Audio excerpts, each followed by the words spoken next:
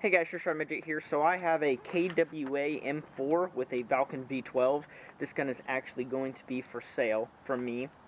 So this was the body was my brother's, and basically he got it in a trade. And there's a MOSFET in here, whatever brand it was. It was really weirdly wired, and when I plugged the battery into it and started firing it, it started smoking. I should go get it, but the MOSFET was also wrapped in clear packing tape. Like, whoever put the gun together was not a tech. So, I was like, you know what, I have a few V12s, just bought this one, so I'll just toss it in here and sell it as is. So, for those people that are interested, you can contact me on Instagram. I'll have my Instagram in there.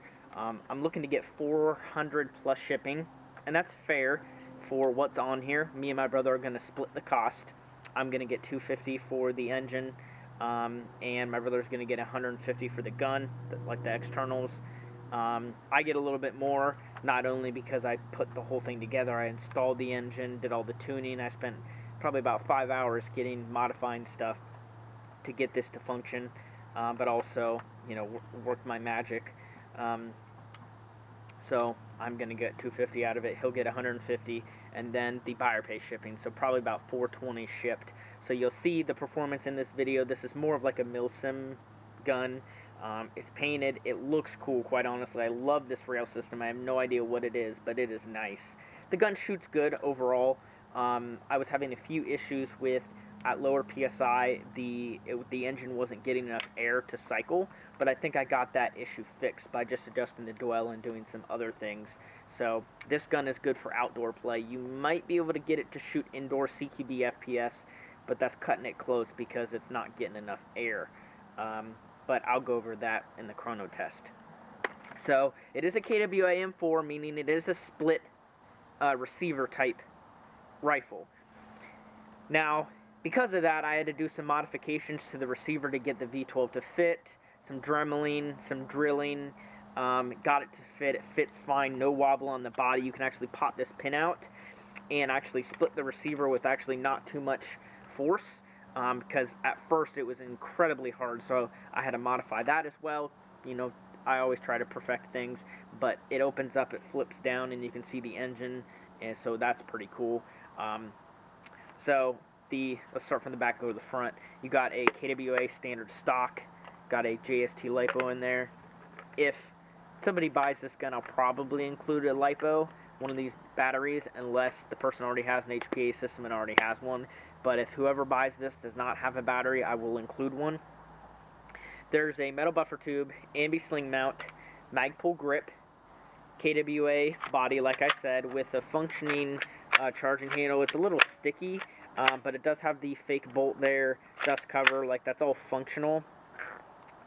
Standard magazine catch, you know, the metal body, split body. The rail system on here, like I said, I'm not sure what it is, but it is really nice.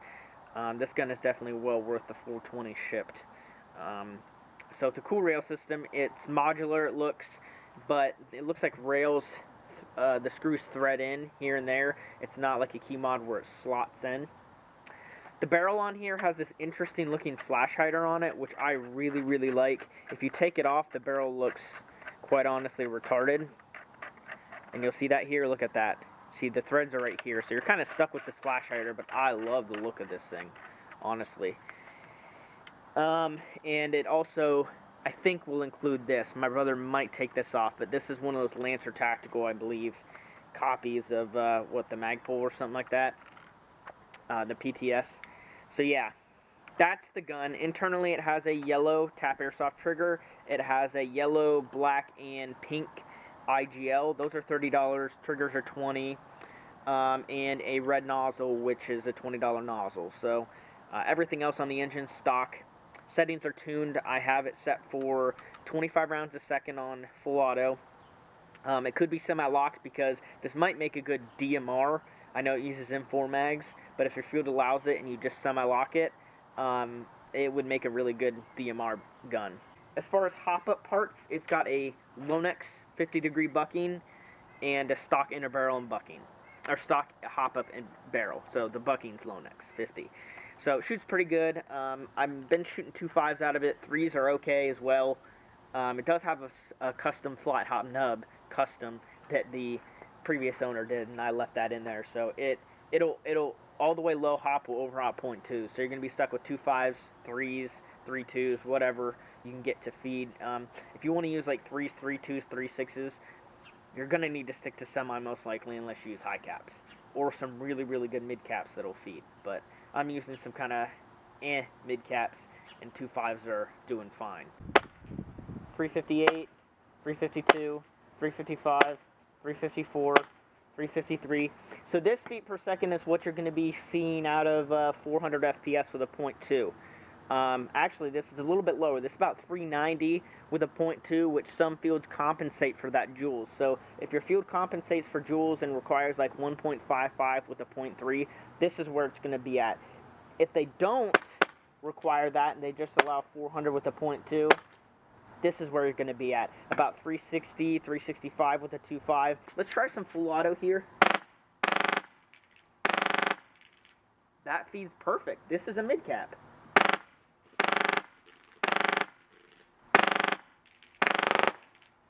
Wow, 100% feeding. So guys, this is Elite Force mid cap, not the best. 2.5s, 100%, 25 rounds a second. Man, extremely consistent. But range-wise,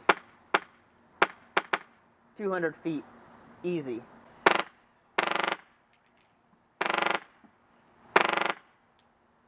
Oh, that's so nice.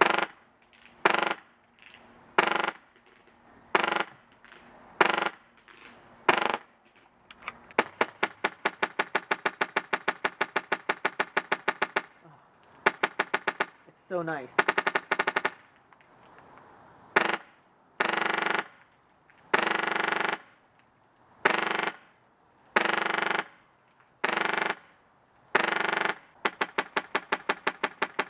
But yeah, there's a tree out there that I'm shooting at. You're not going to be able to see, but it's pegging it almost every time.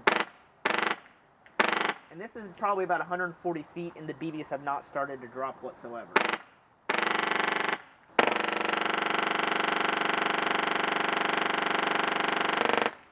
So that was 100 BBs there, maybe a little bit more.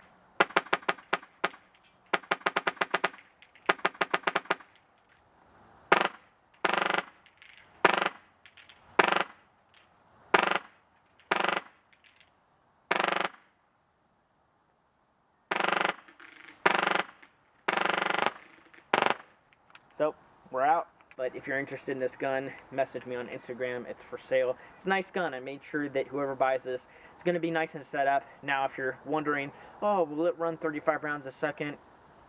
Quite honestly, I would just leave it as is.